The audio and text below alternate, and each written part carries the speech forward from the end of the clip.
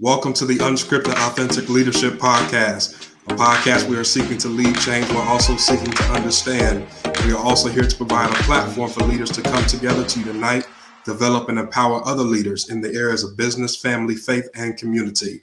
I am your host, Lafayette Lane, joined by my co-host, John LeBrun, and today we are joined by our special guest, Dr. Lloyd C. Williams. Those of you that will watch this and even listen to this, put those hands together and clap for Dr. Williams. Put those clap emojis in the comments section. He is our special guest today as we discuss a special pertinent topic, especially May being Mental Awareness Month. Today we are going to talk about overcoming depression. Before we get into the topic and we introduce Dr. Williams, he tells us a little bit more about himself. We want to say thank you to all of our followers there that are a part of our YouTube channel that you see on the bottom of your screen that have subscribed to our YouTube channel, Unscripted Authentic Leadership. Or those of you that are part of our various social media platform pages from Facebook, Unscripted Authentic Leadership, our Instagram handle there at Unscripted Leadership. You can also follow us on LinkedIn, Unscripted Authentic Leadership. And those of you that are not a part of our watch family, but you're a part of our listening family, you can stream our platform, our podcast on any major podcast platform from Apple to Spotify to Google Podcasts, to iHeartRadio, Stitcher, and so much more. And those of you that are interested in connecting with us and even being a guest on our show, you can check us out on our website, unscripted-leadership.com. As I said, today we are joined by our special guest, Dr. Lloyd C. Williams. A little bit about Dr. Williams. He is an organizational psychological consultant who focuses on the issues of healing the rift between people and systems, with particular focus on the integration and collaboration of organizational and clinical psychological solutions for people and system issues. At this time, I'm going to hand it over to Dr. Williams to tell us a little bit more about himself, where he's from, and what he does. At this time, Dr. Williams. Well, good afternoon, everyone. Originally, I'm from Alabama. I grew up in Tuskegee Institute, where my father was dean of the School of Veterinary Medicine for 25 years. I am an organizational psychologist, a clinical psychological consultant, a professor, and author in a variety of venues. I have a PhD in clinical psychology with an emphasis in depth psychology. I have a PhD in organizational psychology with an underlying interest in ethics, and a PhD in theology, personality, and culture. I've written 7 books and working on an 8th book now. And I'm the Chief Academic Officer at Transcontinental University, Senior Consultant at roostech.com, and a consultant for Dr. Lloyd C. Williams Consultants. Amazing. Those of you that will watch and listen to this, as you've just heard, Dr. Williams is more than qualified to talk on this amazing topic of overcoming depression. We want to get right into the topic. I think I want to start with laying a foundation, Dr. Williams, of what is depression, because I think we all have our various definitions when we hear this word, or we get a picture in our mind on what that is. Can you just kind of give our audience a foundational principle, or foundational definition rather, of what depression really is before we get into the topic of how we can overcome it and deal with it? What is depression? Depression is basically the inability of an individual to maintain pleasure and joy and a sense of loss in their lives, where they begin to decompensate and go downhill based on those things that are occurring for them. And it takes on, from a clinical perspective, multiple diagnostic labeling. So a person can either have a disruptive mood deregulation disorder, or they can have a major depressive disorder, or they can have, within that, behavioral theories around depression, and they can have persistent depressive disorder, which is called dysthymia, and they can have postpartum depression. And all of them are different perspectives in terms of how people address changes in their lives that don't make a lot of sense for them, and it happens easily. For most persons, depression sort of begins around the age of 20, and exists in males in many ways more than females. But people find themselves having significant challenges around preoccupation and a sense of being grossly out of sort. They don't feel like they're in control of themselves. They feel sad, they feel blue, they feel a loss of pleasure in things such as sex. They don't sense that things are going well for them. From a diagnostic perspective, there's certain criteria that have to exist. So, for example, a person can have a disruptive mood dysregulation, and it has to occur for them most days for a period of 12 months. And in that particular disorder, they have temper outbursts. They become really frustrated very easily, and it's exhibited over a long period of time. A person can have a major depressive disorder, which is significantly more disruptive, but it happens every day for a period of at least 2 weeks, with at least one of the symptoms being a depressed mood, and they have up to 5 different symptoms that can exist for them.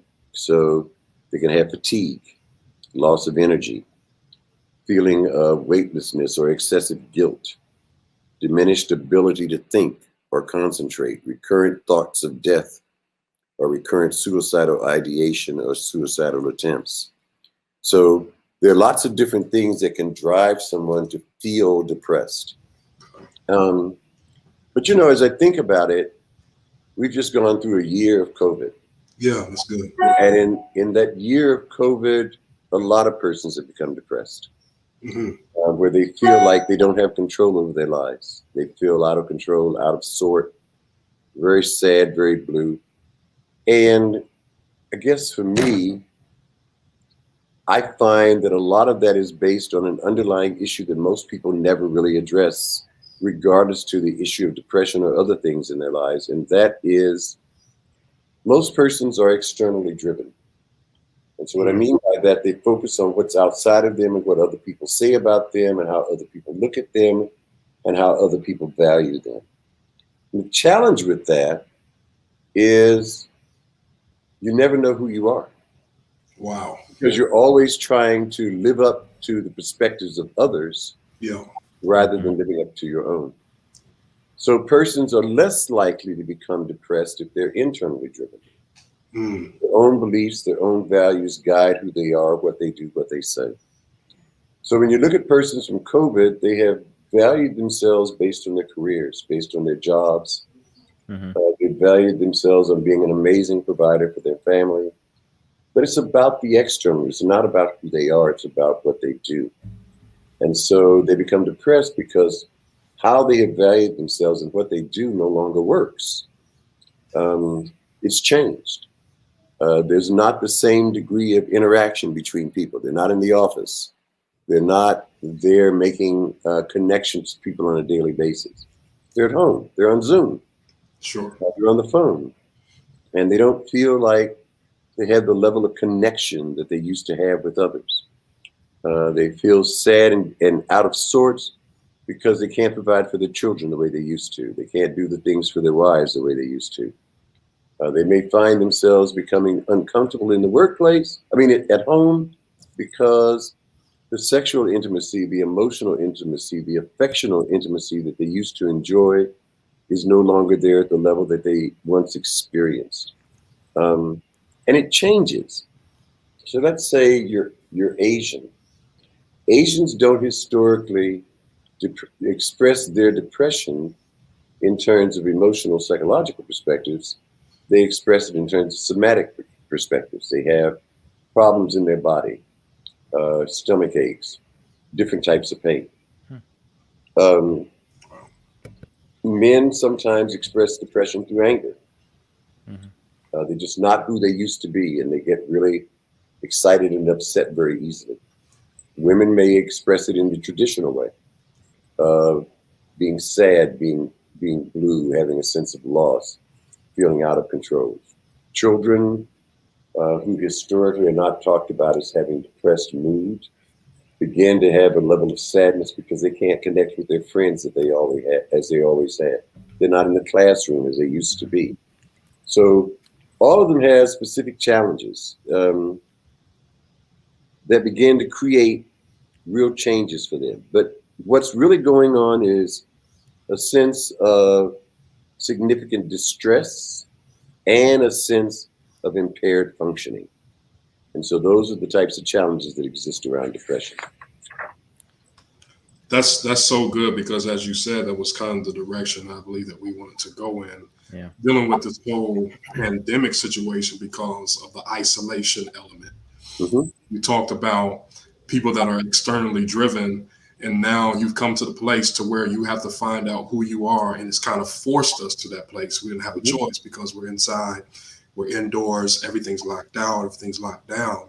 Mm-hmm. And so what can we take positively from that time of isolation instead of using it for a negative thing? How can we turn that into, okay, this is the time that I have to evaluate with myself, internalize, self-assess. How can we manage that to better ourselves instead of using it to drive us to a dark place?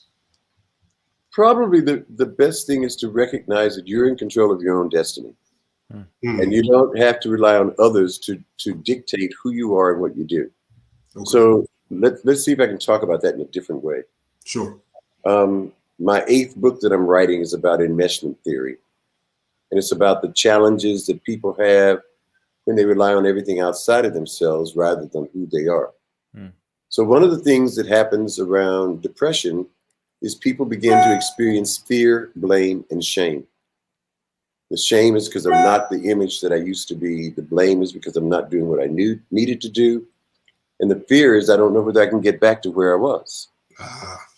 So persons begin to decompensate and go downhill.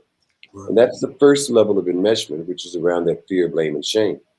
The second level of enmeshment is, however, is around isolation, alienation, and a sense of chaos.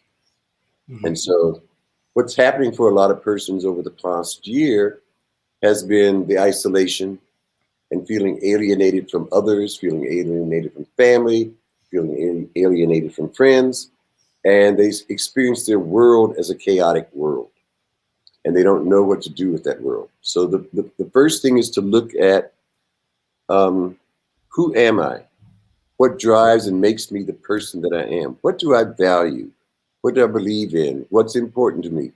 My father used to say, if the whole world falls down around you, you still have to have you.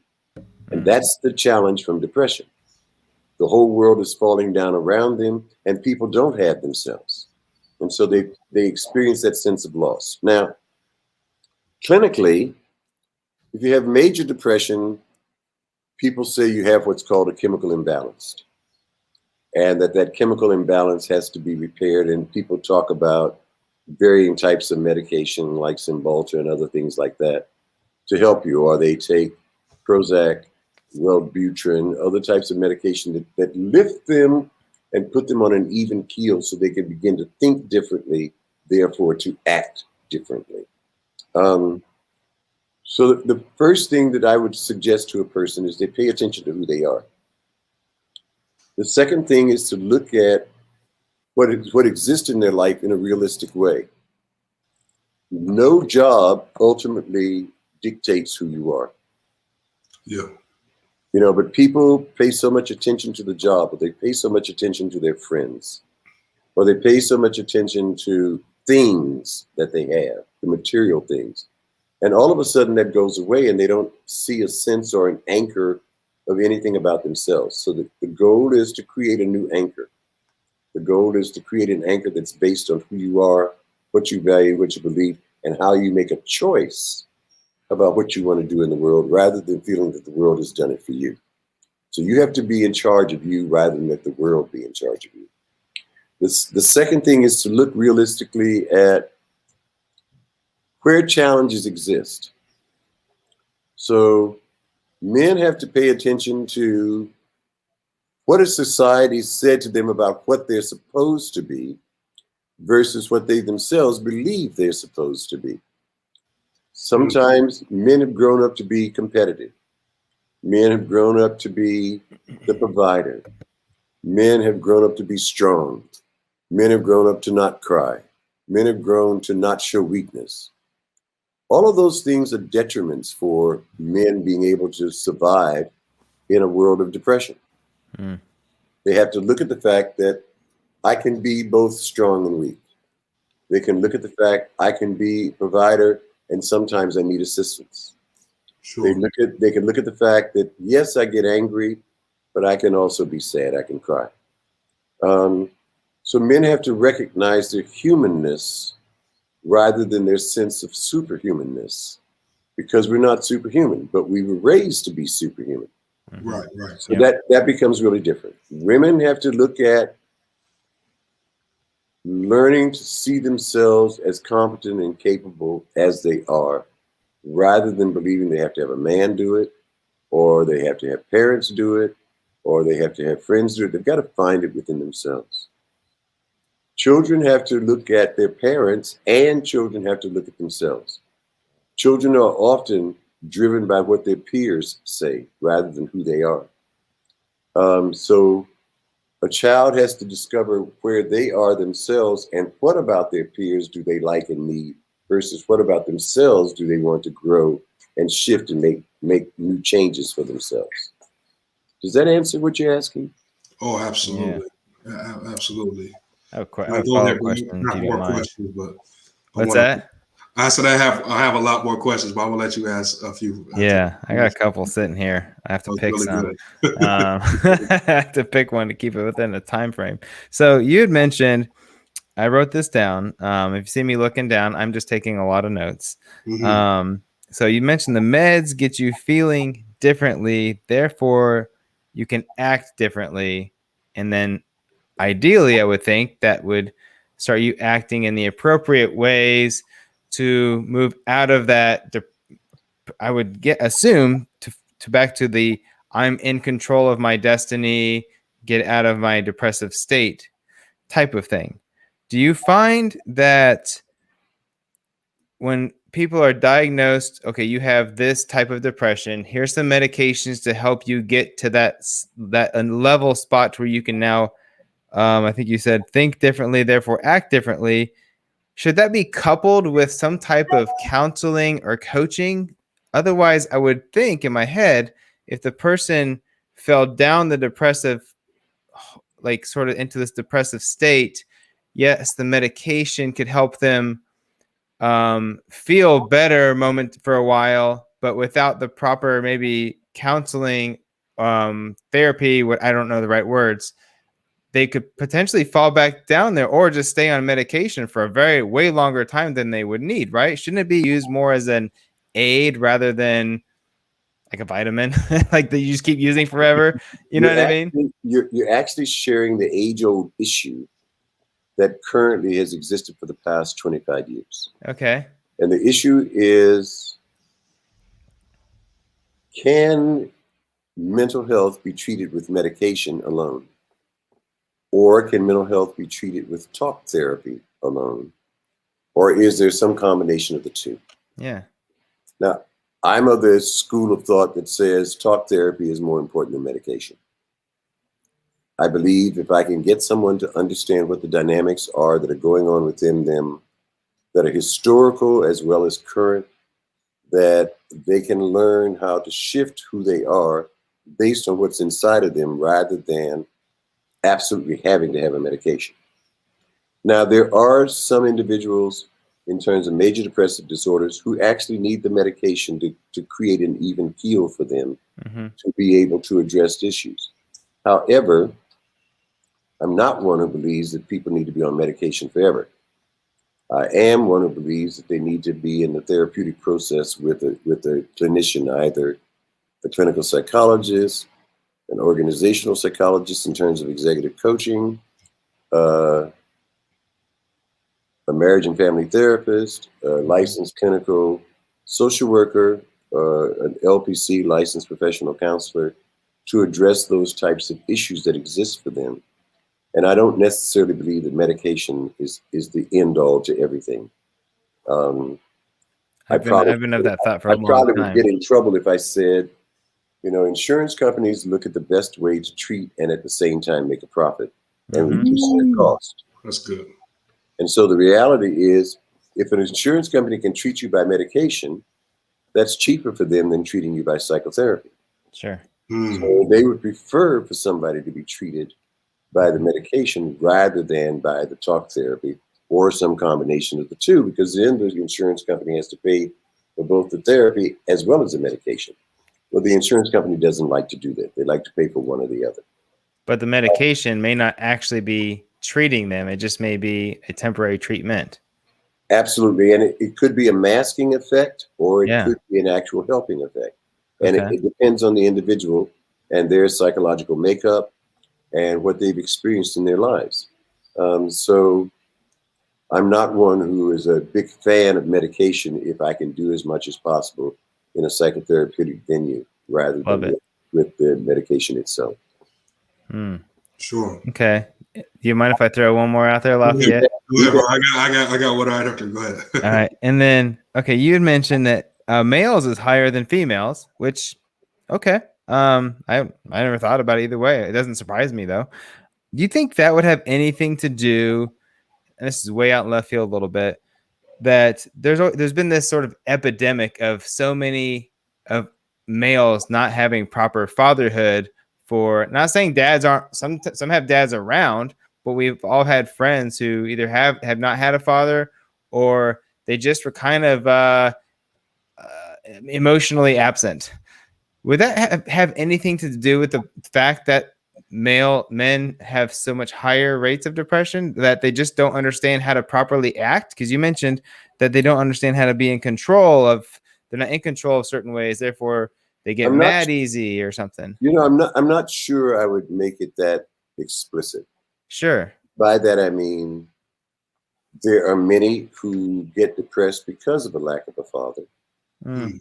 There's some who get depressed because of how they were treated by fathers. But they're also impacted by how they're treated by mothers and how they're treated by society. So it's not that easy then. no, it's not easy, but it's also important not to exclude any of those issues. Yeah. So what the psychologist usually has to do is to, as a part of the history taking with the client, the first 2 or 3 sessions, they want to try and understand as much about the client's background as they possibly can. Now, having said that, there are differences. I'm a psychodynamic therapist. Some persons are cognitive behavioral therapists. So a cognitive behavioral therapist is going to look at what needs to be done today and how do I change you so that you can function more effectively in society today. Psychodynamic therapist says, well, that's important. However, your history and how you grew up and where you grew up is also important.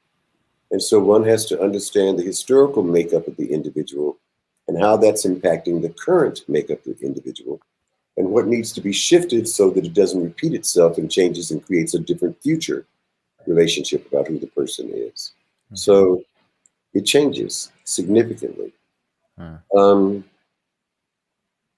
I think there are challenges of fathers and challenges of mothers, but we also have to recognize most fathers and mothers didn't have roadmaps about how to be. Yeah. So they make their own mistakes as they go up, and it impacts the child. So let's say there's a mother who's young and she had a child out of wedlock, and now she's raising that child, and then all of a sudden she still wants to go out and party. But she can't afford a babysitter, so sometimes she leaves the children at home by themselves. Well, now society says that's wrong, and society wants to punish the woman. But the other side of the impact is the child sometimes feels left alone, isolated, unable to know what is supposed to happen, what didn't occur, what is something wrong with them for the fact that their mother wasn't around. All of those things feed into a sense of loss, a sense of aloneness, a sense of isolation. So some people are depressed most of their lives and just don't get help for that. They do different things. People self-medicate. So you have lots of alcoholism. Well, a lot of the alcoholism is a way to self-medicate around the depression. You have persons who do drugs, same issue. Or if they've had any significant emotional event that has created pain or a sense of loss or stress or trauma, they may self-medicate. So you have comorbid issues that exist for the individual, the actual clinical diagnosis and the drug or alcohol issue that's built on top of that. So you have to work with both of those issues in order to create significant change for the individual.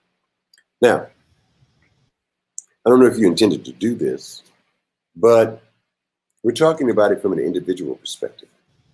Sure. It also happens in a corporate perspective. This is the org psych part of me.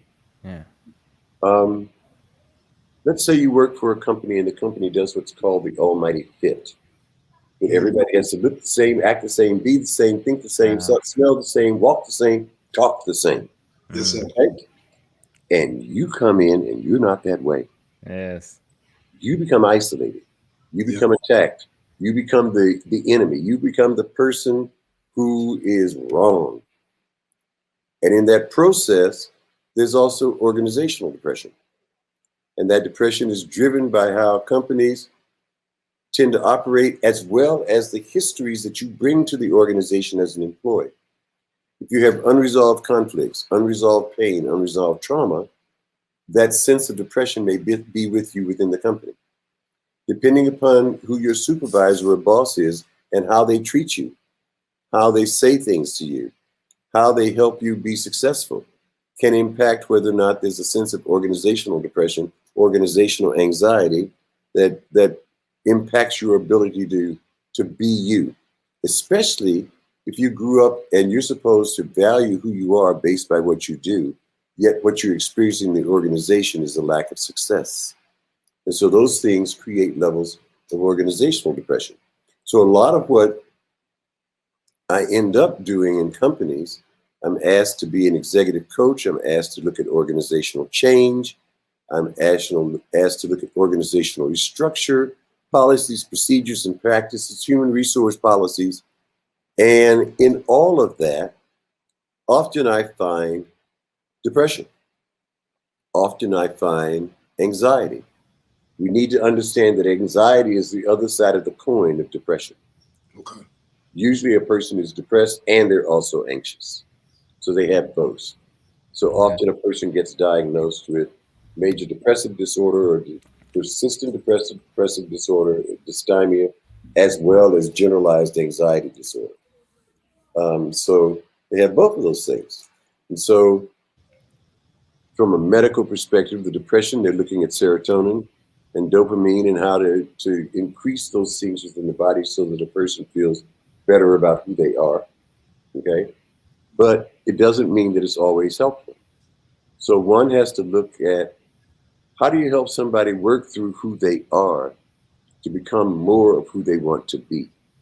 And they come from an internal perspective rather than an external one. And so we do that all the time, you know. And there are just lots of different ways to do that. So we do that in executive coaching.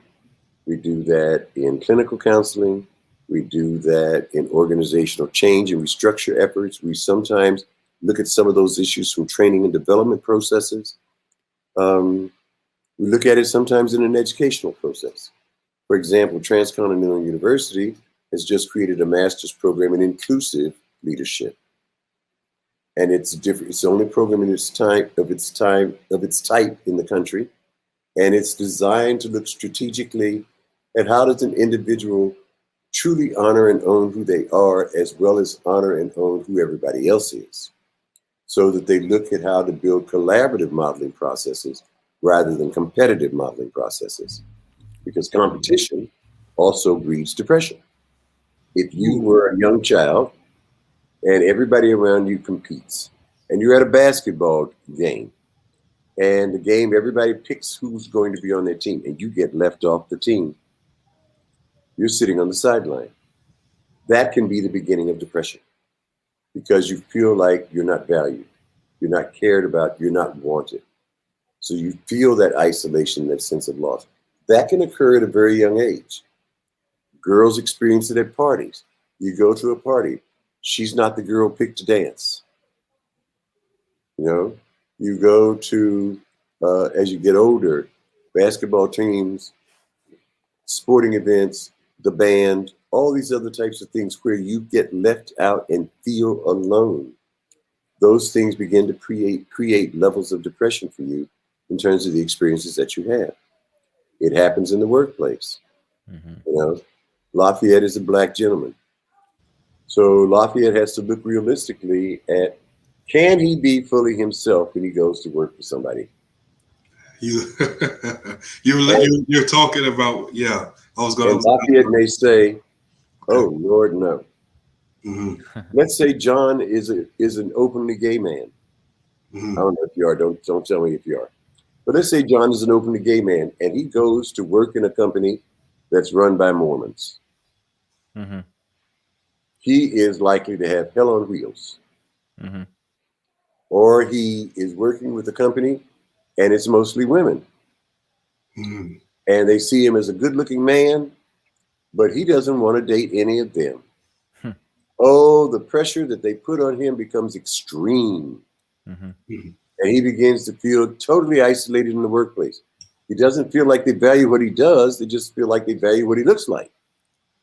What's he going to do? How is he going to address those challenges? So what begins to occur is what's called the theory of learned helplessness. And he doesn't feel like that he has any out. He's helpless. And there's no way out, and there's no one to help him.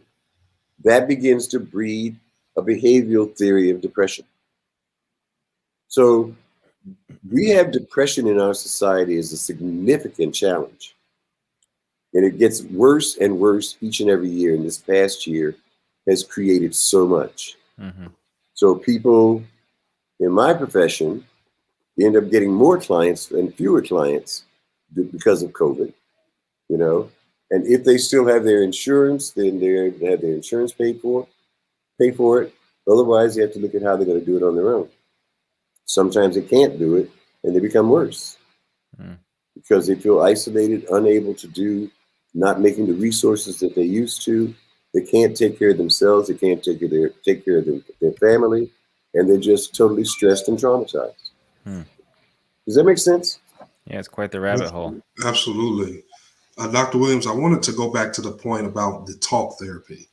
Yes. Because I wanted to address this whole concept about the multi-generational trauma. Woo! As a Black man, what I've seen in our culture a lot of times is this whole thought around what happens in this house stays in this house. And from that, it has created the stigma of, especially as Black men or just Black people as in general, that we feel that if we talk, we look weak, or we don't believe in therapists, or if we see someone else in our culture that goes to a therapist or admits that they need therapy, or they're in a mental state to where they are dealing with struggle, then they are frowned down upon. Now, I'm only speaking from my culture, and that's just something as a Black man that I've always wondered. I'm so glad that we have this platform to have this conversation. So let's talk about that. Yeah. Multi-generational trauma for Black people is 400 years old. Right. And it's continued generation by generation by generation by generation. Yeah. It was initially created because of slavery. Mm-hmm. And by that, what I mean is Black persons, males, females, children, had to learn to survive, not live. Yeah. And so the challenge in slavery was a disavowed dismissal of Black males and an elevation of Black females within the slave tradition. So Black folks became what's called a matriarchal society. Mm-hmm. That it was driven by the women. Right. Okay. The women maintained the family, so forth and so on. In the 1950s, when America decided it was going to do AFDC, Aid for Families with Dependent Children, Black women could get monies to take care of their children only if the man was not in the household. So they took the Black male out of the household, and it continued the trauma. Black young male children keep looking around and they didn't see dad. They just saw mom and grandma. And so they began to have a sense that there was nothing valuable about who they are. Multi-generational trauma and multi-generational depression has existed in Black culture for eons. You go to Asian culture, let's say you came from a traditional Chinese, Japanese, Korean family, and their historical values and perspectives about how you're supposed to behave as a Korean child, but you came to America. And all of a sudden you have to balance Western culture with your own culture. And that often has created depression because the child wants to act in a certain way, but knows that's not going to be acceptable within the family. So there are challenges with that. If you come from an immigrant family or you come from a Muslim family, there are differences in how you must behave versus how you behave in a Western society. So multi-generational trauma has existed in all cultures. The challenge is that multi-generational trauma stops the ability to live and focuses only on the ability to survive. So when you look at Black young men, Black children today, multi-generational trauma continues to impact them in a significant way. And it creates depression, it creates anxiety, it creates a variety of other types of dysfunctional issues. But we're only talking about depression here. Sure. So they are challenged to try and figure out, where is joy? Where is beauty? Where is a sense of value? Where do I belong? How do I say I am a man, I am a boy?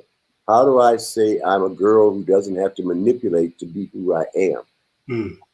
If you think about in Black families, we always, it's historically heard, oh, Uncle Johnny's a little tetch. Don't worry about him. You know, Johnny had a mental health issue. But the family didn't look at that. They would always say, go pray about it. So you'd have to go to the Black church. And sometimes the Black pastors were not trained to address mental dysfunctional issues. Wow. Or you come from a rural family and you're white. They don't look at that issue either. So mental health historically was designed for white folks, even though there are significant challenges to all other races and ethnicities. For example, in America, there are these groups that worship snakes and they handle snakes. And it's considered by many in America to be a sickness. Whereas in India, it's considered to be sacred. You know? So there are different ways in which people look at the things that exist in their lives and how they're going to address it. Multi-generational trauma continues to be a major issue within our society, especially for persons of color. So we have to look at how we're going to address that and create change. Now, I don't know if you wanted me to go down this path, but let's keep going. Part of the multi-generational trauma in cultures is based on the culture not having a sense of who they are. So there is what I call psychological invisibility. And that is that the individual is invisible to himself because he's trying to live up to a stereotype that was created by somebody else. Wow. So, and that's what my book is about. And so the challenge is, if society has said you're supposed to be like this, be like Mike, be like Johnny, but you don't look like Johnny, you don't look like Mike, you don't think like that, but that's what you're supposed to emulate, you lose a sense of you. And you're always trying to live up to the stereotype that somebody else has, and you never have a sense of who you are. That creates a depressive state. So you're in that depressive state until you begin to say, I don't have to live up to that stereotype. I can be me. I can figure out who I am. Okay? If you have young gay persons who are trying to come out, their entire historical perspective about being who they are is initially living two lives. A life that everybody thinks they know, and a life that they are trying to understand about themselves. And only when they get to the point that they can be comfortable and have enough ego strength to say, I am who I am, can they come out and begin to shift the paradigms that they've lived with all their lives. Now, the church has often been an anathema to that. Families have often been an anathema to that, because families say, oh my God, what did you do? What did I do? I didn't create this child. How do I address that? All those types of things begin to occur. So in terms of the topic that we're talking about, depression is an unbelievable challenge for all of us. And we have to look at how do we overcome that by focusing on ourselves through talk therapy, through medication, through combinations of the two, through groups of persons where we work through and talk through the challenges that we have with one another, and different types of things. Sometimes it's about exercise. People are able to break the depression cycle by exercise, swimming a mile a day, running, doing exercise at the gym where they keep themselves feeling better about who they are. All those things are steps that persons have taken to try and address depression. And it's just a really, really, really difficult challenge that people have to try and understand who they are. At the worst part of it, if one can't handle their depression, suicide becomes a challenge. And so psychologists have to look at a suicide assessment from individuals to try and determine what's really going on so they can prevent some of those things that exist.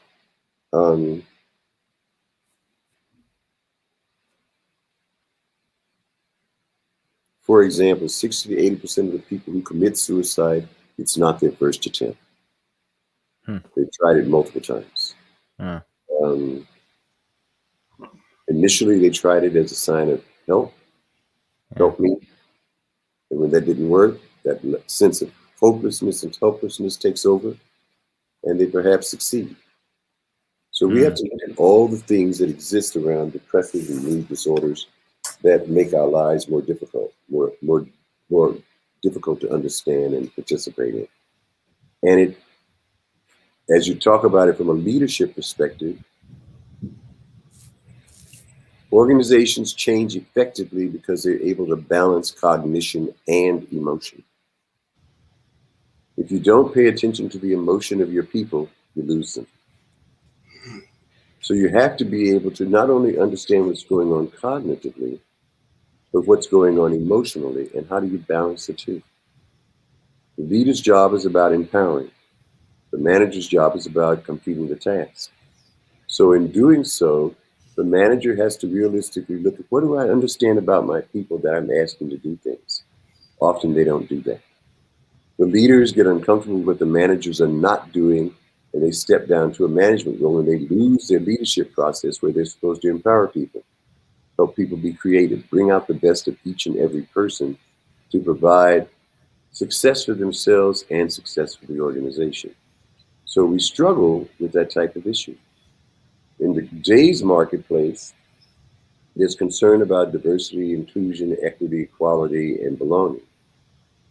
And the real issue there is belonging. And the challenge becomes, in businesses, do we create a space for people to belong? Or do we create a space for people only to perform? What's important? What do we value?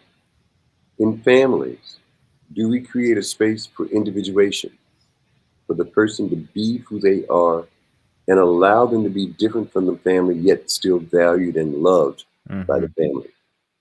You have gay kids who are thrown out all the time, each and every day by their parents, because they're not what the parents believe. You have black kids who don't have parents saying, you need to be home. You need to do your homework. No, you don't need to be on the street corner. Sure. No, you don't need to do this, that, or the other. We have black kids who are raising themselves and being raised by other kids. And so the ability to be successful, to see themselves as whole and complete, is often stifled by the lack of effective parenting, and depression begins to set in.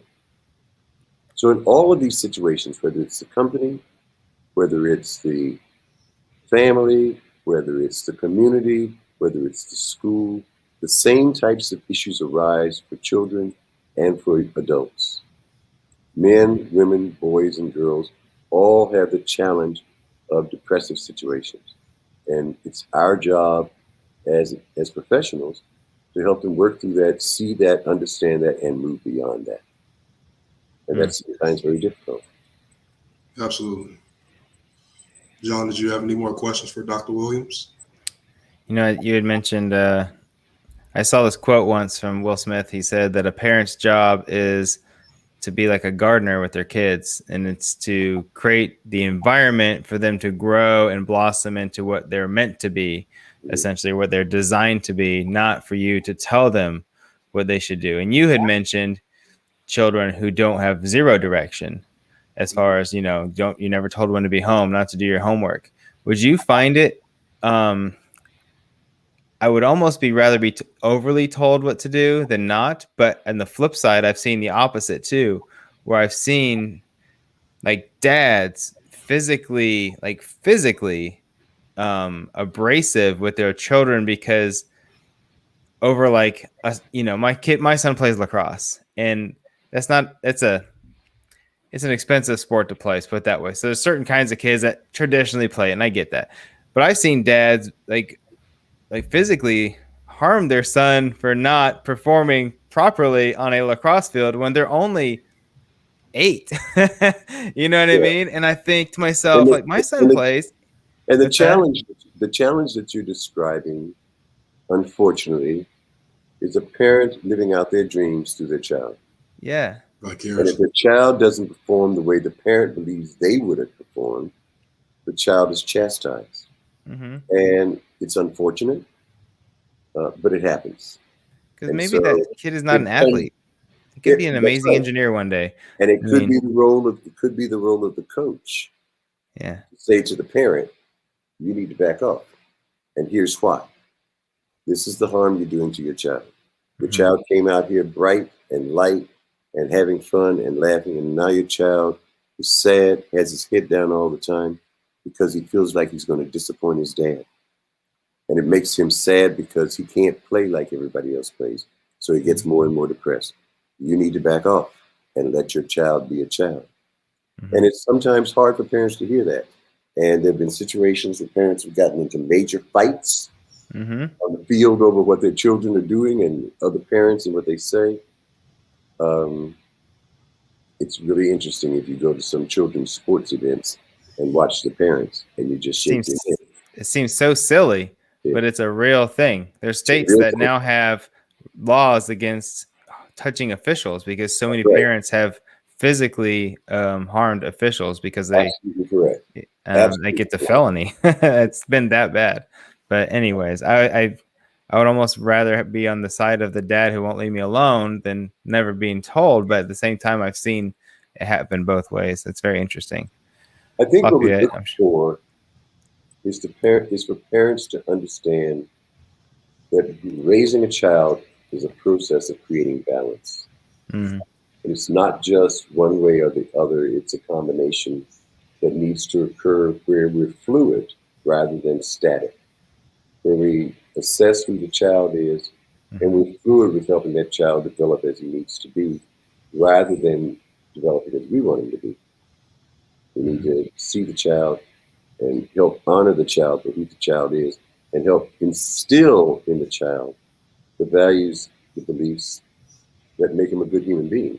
And then give him his wings and let him fly, always knowing that should he fail, he can always come home. And reach me. And too often that's not the case. Absolutely. Dr. Williams, where can our unscripted audience connect with you, whether that be on social media or where can they buy some of your products? I know you had mentioned that you have written 8 books. My books they can get at Amazon. Okay. And then you just have to put in Dr. Lloyd C. Williams and the books will come up. There are a number of ways in which they can get me through email at orgdoctor@ittl.org, which is orgdoctor@ittl.org. Or they can get me at doc@roostech.com, roostech.com. And you know, I don't remember my email at Transcontinental. Okay. But if you get it from Dr. Sun can give you a way to get in touch with me as well. Sure. Let's see. I'll throw this out there too. If there's anybody listening and they feel like they need to talk to somebody, just reach out. We are happy. If you missed an email or something, we are happy to say. My phone number is 602-300-1180. You can call. There you go. There you go. That's way better than anything I was about to give you. Dr. Williams, again, thank you so much for coming on. This has been a thought-provoking, incredible conversation. Yes. You're quite welcome. Thank you. So much information, wisdom that you gave. And I believe people are going to be encouraged and blessed by this, and somebody is going to find the strength they need to continue on and make it through their journey. As always, those of you that will watch and listen to this, continue to subscribe to our YouTube channel there, Unscripted Authentic Leadership. Follow us on our various social media platforms. Stream the podcast. Leave us a review. Leave us a thumbs up. Follow Dr. Williams on his the Transcontinental University. Connect with him. He's even given his number where you can reach out, connect with him. You can connect with us via our website, unscripted-leadership.com. We thank you. We pray that you be the leader that God has called you to be. As always, we are here to build bridges and not walls. Bridges connect and walls divide. Until next time, God bless you. Take care.